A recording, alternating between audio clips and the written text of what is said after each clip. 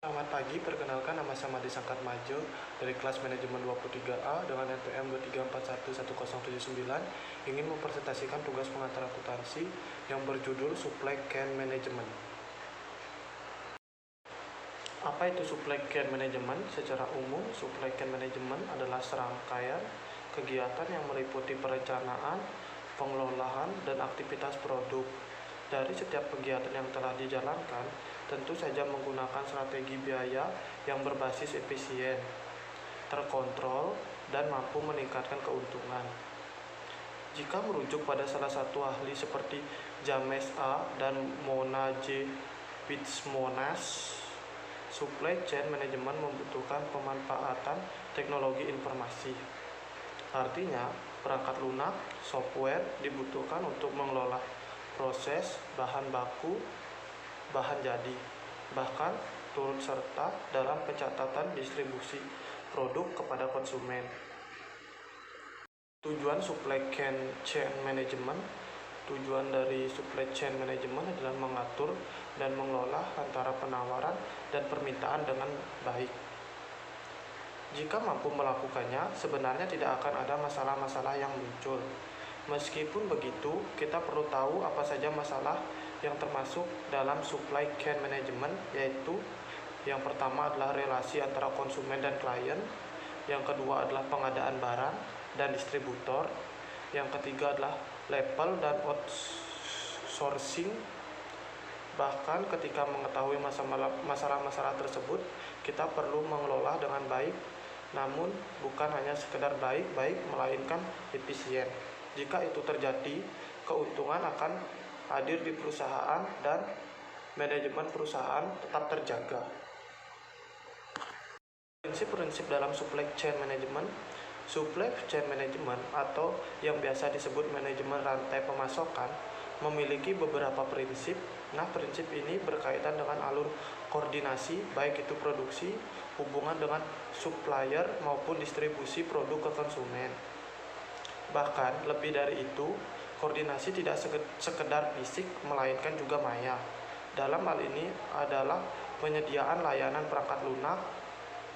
Di bawah ini adalah prinsip-prinsip dalam manajemen rantai pemasokan, yaitu pertama adalah melihat konsumen berdasarkan kebutuhan atau permintaan. Yang kedua adalah membangun relasi dengan supplier sehingga meminimalisir biaya material. Yang ketiga adalah menggunakan teknologi informasi untuk menunjang rantai pasokan mulai dari produksi, distribusi, hingga promosi produk. Yang keempat adalah mengamati target pasar untuk kemudian menjadikan sebagai perencana dalam merancang produk. Yang kelima adalah mengetahui produk yang lebih cocok kepada konsumen. Yang keenam adalah mengelola aliran informasi agar lebih cair dan terarah. Yang ketujuh adalah memanfaatkan teknologi informasi untuk mengukur kinerja rantai pasokan sehingga memiliki bahan evaluasi. Proses dalam supply chain management. Dalam setiap proses pasti ada tahapan. Nah, inilah proses yang perlu dilalui oleh pebisnis dalam mengelola manajemen rantai pasokan. Pertama adalah perencanaan. Setiap perencanaan membutuhkan sesuatu yang detail. Maka dari itu, perencanaan terbagi menjadi beberapa tahap seperti perencanaan produksi, perencanaan pembeli barang, perencanaan tenaga kerja, dan perkiraan permintaan konsumen. Untuk yang terakhir, tentang perkiraan permintaan konsumen, pebisnis perlu mengetahui jumlah produk apa yang dibutuhkan oleh konsumen, sehingga saat melakukan perencanaan sudah sesuai dengan kebutuhan konsumen. Namun untuk melihat kesesuaian pebisnis, perlu tahu laporan penjualan pada periode sebelumnya, kemudian memahami target pasar terkini, apakah ada pergeseran atau tidak.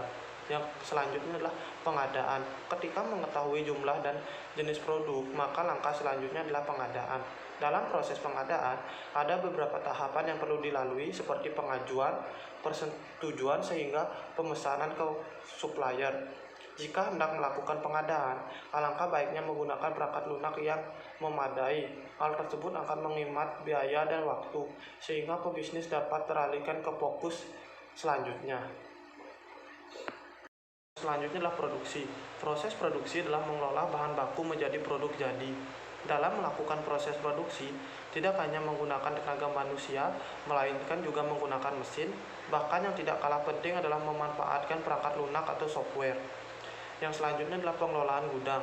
Suatu hal yang penting dalam pengelolaan gudang adalah mengatur arus keluar masuk barang, mana produk yang masih dibutuhkan, dan mana produk yang harus dilego, bahkan mana yang produk dead stock jika hendak dibelanjakan. Selanjutnya adalah pengiriman produk. Gudang sudah selesai kita kelola melalui stock of name. Maka langkah selanjutnya adalah Anda melakukan pengemasan produk. Nah, kemasan produk juga bisa menentukan brand engagement bisnis, sebab dengan kemasan yang baik, konsumen akan merasa senang. Untuk pengiriman produk, kita perlu menjalin relasi dengan jasa pengirim, tidak sekedar cepat tetapi mampu mengamankan produk agar tidak rusak. Yang selanjutnya adalah pengembalian produk. Pengembalian produk dapat disebut juga dengan retur. Hal tersebut dapat terjadi apabila ada kerusakan produk tidak lengkap atau produk tidak sampai.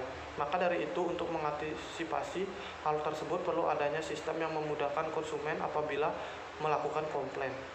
Sekian presentasi dari saya ucapkan terima kasih. Selamat pagi.